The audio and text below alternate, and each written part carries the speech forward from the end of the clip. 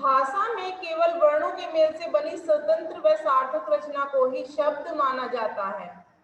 ठीक है, जैसा मैं पहले भी बता चुकी हूँ, जो सार्थक और स्वतंत्र या स्पष्ट अर्थ देगा वही शब्द माना जाएगा। जैसे बरगद, ठीक है, बरगद। और इसको हमने यहाँ पर वर्ण विच्छेद करके भी दिखाया है कि हम इसको वर्णों को कैसे यहाँ पर विच्छेद करेंगे। छाया, ठीक है, तो ये हमारे सार्थक शब्द हुए। वर्णों के मेल से बनी ये बरगद और छाया रचनाएं शब्द हैं क्योंकि ये अर्थ दे रही हैं।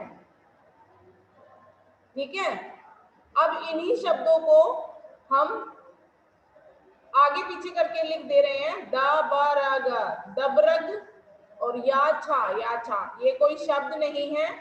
ठीक है, इनको शब्द नहीं माना जाएगा क्योंकि ये कोई भी अर्थ नहीं दे रहे हैं।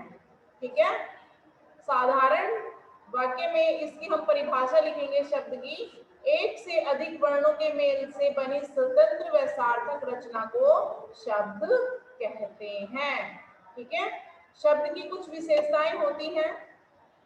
क्या क्या होती हैं? शब्द एक से अधिक वर्णों के मेल से बनते हैं। शब्द एक वर्ण का कोई शब्द नहीं होता। का कोई शब्द नहीं है। इनको जब हम जोड़ते हैं एक से अधिक वर्णों को, जैसे का में माँ जोड़ दिया, ला जोड़ दिया, तो इसमें कितने वर्ण जोड़े हमने? 3। तो 2 या 3, जब 2 से अधिक वर्णों को जोड़कर हम शब्द बनाते हैं, एक वर्ण का कोई शब्द नहीं होता है। हर शब्द कुछ न कुछ अर्थ देता है और जो भी शब्द इससे बनेगा वो कुछ न कुछ अर्थ देगा, वही शब्द माना जाएगा। वर्णों के मेल से बनी निरर्थक रचना को शब्द नहीं माना जाता। निरर्थक जिसका कोई अर्थ नहीं निकलता है उसको शब्द नहीं मानेंगे।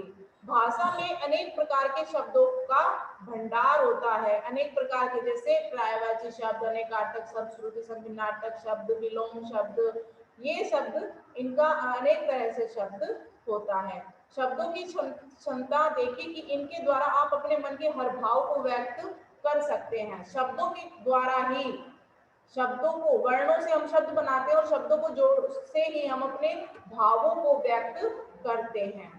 ठीक है, शब्दों के भेद। शब्दों को 4 प्रमुख आधारों पर बांटा गया है। ठीक है, उत्पत्ति के आधार पर, रचना के आधार पर, प्रयोग के आधार पर और अर्थ के आधार पर। ठीक है, अब सबसे पहले उत्पत्ति के आधार पर, उत्पत्ति के यानी स्रोत के आधार पर कितने भेद होते हैं? 4। तत्सम, तद्भव, देशज और विदेशज या विदेशी। ठीक है, तत्सम शब्द क्या होते हैं?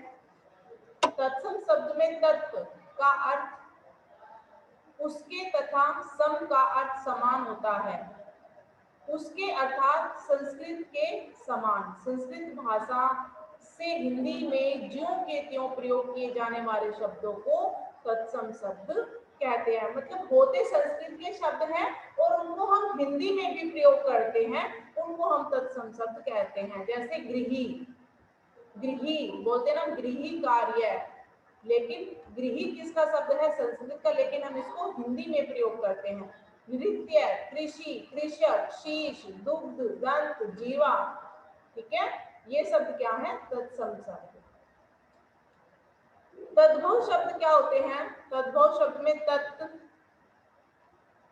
तद का अर्थ उसके यानी संस्कृत से उसके भाव का अर्थ बना हुआ है, इसलिए संस्कृत के वे शब्द जो थोड़ा बदले हुए रूप में हिंदी में प्रयोग किए जाते हैं उन्हें तद्भव शब्द कहते हैं। जैसे गृही से घर, नृत्य से नाच, मतलब जो संस्कृत के शब्दों को हम उसको हिंदी के रूप में बदलकर हम उनको प्रयोग करते हैं वो तद्भव शब्द होते हैं। जैसे कृषि से खेती, कृषक से किसान, शीश से सिर, दुग्ध से दूध, दंत से दांत और जीवा से जीव।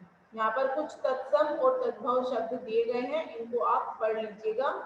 ठीक है, अब आते हैं देशज शब्द। देशज शब्द का जो ग्राम्य बोलियों, मतलब जो गांव की जो बोलियां होती हैं, आम बोलचाल से हिंदी में गढ़ लिए, मतलब गढ़ लिए जाते हैं, उनको देशज शब्द कहते हैं। मतलब उनको उन्हीं से ही उनको, मतलब एक कहते हैं ना कि उन्हीं बोलते हैं तो वो उसी से ही बन जाते हैं, उन्हीं को ही हम ज्यादा अधिकतर उन्हीं का ही प्रयोग करने लग जाते हैं, है ना। जैसे झुग्गी, झोला, खटिया, पगड़ी, ये झाड़ू, खड़ाऊ, घोटाला, ये सब क्या है, देसी भाषाओं में जो बोले जाते हैं, देसी बोलियों में जो बोले जाते हैं, गांव की बोलियों में जो बोले जाते हैं।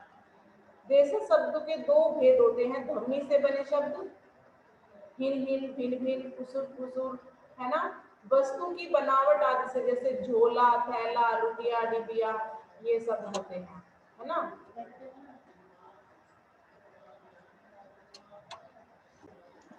विदेशी शब्द, अरबी, फारसी, अंग्रेजी के साथ अन्य विदेशी भाषाओं से हिंदी में आए शब्द विदेशी शब्द कहलाते हैं। जो अरबी, फारसी, अंग्रेजी या अन्य किसी भी विदेशी भाषा से लिए गए हैं उन्हें हम विदेशी शब्द कहते हैं। जैसे हवाई जहाज, जंजीर, फोरन, फालतू, है ना, डॉक्टर, चॉकलेट, शॉल, ये सब क्या है, विदेशी शब्द हैं, विदेशी में आ जाते हैं। अरबी फारसी के शब्द आ जाते हैं, मतलब जो अपने देश से अलग किसी दूसरे देश के, वो शब्द सभी विदेशी में आ जाते हैं। जैसे ज, व, है ना, ये सब किससे आते हैं, अरबी फारसी से आते हैं। जैसे ज, फ से बने शब्द किससे आते हैं, अरबी फारसी, जिनके नीचे नुक्ता लगा होता है। ये मैं आपको पहले समझाया है, ज और ज में क्या अंतर होता है, ठीक है।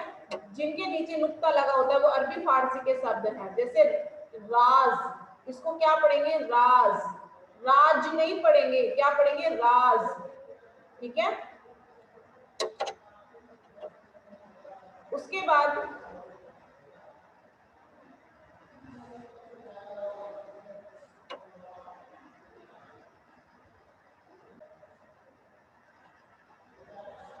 रचना के आधार पर शब्द, रूढ़, यौगिक और योग रूढ़। रूढ़ शब्द क्या होते हैं, वे शब्द जिनके टुकड़े करने पर कोई अर्थ नहीं निकलता उन्हें रूढ़ शब्द कहते हैं। ऐसे शब्द दो शब्दों के मेल से नहीं बनते, ठीक है, दो शब्द नहीं होते हैं ऐसे शब्दों में। जैसे मान लो फल ही ले लो, फल हम उसको तोड़ नहीं सकते हैं, अगर हमने तोड़ा तो वर्ण, हमें शब्दों को अलग करना है, लेकिन इसमें दो वर्ण है, फल, फल अलग अलग नहीं हो रहा है, कोई दो सार्थक शब्द नहीं निकल रहे हैं अगर हम इनको तोड़ेंगे तो, इसलिए ये क्या है, रूढ़ शब्द। जैसे पेड़, पेड़ को अगर हम अलग करेंगे, जैसे पेड़ को क्या अलग करेंगे, पेड़, दोनों का क्या अर्थ निकल रहा है अलग करने पर, कुछ भी अर्थ नहीं निकल रहा है, तो ये यहाँ पर हमारा कौन सा शब्द हो गया, रूढ़ शब्द, ठीक है। उसके बाद यौगिक शब्द, यौगिक शब्द वे शब्द होते हैं जो दो शब्दों या शब्द व शब्दांश के मेल से बनते हैं, इन्हें यौगिक शब्द कहते हैं। इनके खंड भी अपना अर्थ देते हैं, मतलब जब हम इनको तोड़ते हैं तो इन दोनों अर्थ, दोनों अपना अपना अर्थ देते हैं। जैसे पुस्तकालय, पुस्तकालय, तो जब हम इनको तोड़ेंगे तो कैसे तोड़ेंगे, पुस्तक, पुस्तक जमा आलय, पुस्तक जमा आलय से तो बना है पुस्तकालय, तो पुस्तक का अपना अर्थ हो गया पुस्तक, बुक, और आलय का मतलब हो गया घर, ठीक है।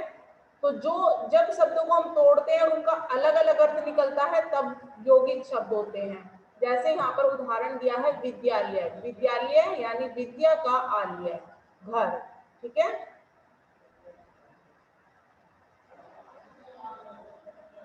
शब्द में शब्दांश के मेल से, जैसे निर्बल, है ना, निर्बल, निर्बल, निर्जमा बल, निर का मतलब निर्जमा बल, यानी निर का मतलब होता है कम, कम, और बल का मतलब बल शक्ति, यानी कम शक्ति वाला, निर्बल कम शक्ति वाला। तो यहाँ पर भी दोनों को तोड़ के जब हम अर्थ देख रहे हैं तो दोनों का अपना अर्थ निकल रहा है, इसलिए वो क्या है, यौगिक शब्द है।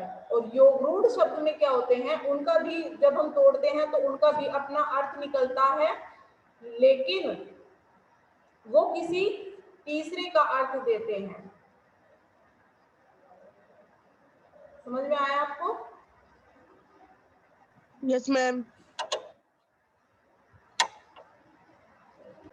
अर्थ के आधार पर शब्द के दो भेद होते हैं, सार्थक और निरर्थक। सार्थक शब्द आपको पता है, वे शब्द जो स्वतंत्र रूप से कुछ अर्थ देते हैं उन्हें हम सार्थक शब्द कहते हैं, जैसे लैपटॉप, मोबाइल फोन, है ना, नवयुवक, नेताजी, ये सब एक सार्थक शब्द दे रहे हैं, सार्थक अर्थ निकल रहा है इनका, तो ये शब्द सार्थक शब्द हैं। निरर्थक जिनका कोई अर्थ नहीं निकलता है उन्हें हम निरर्थक शब्द कहते हैं।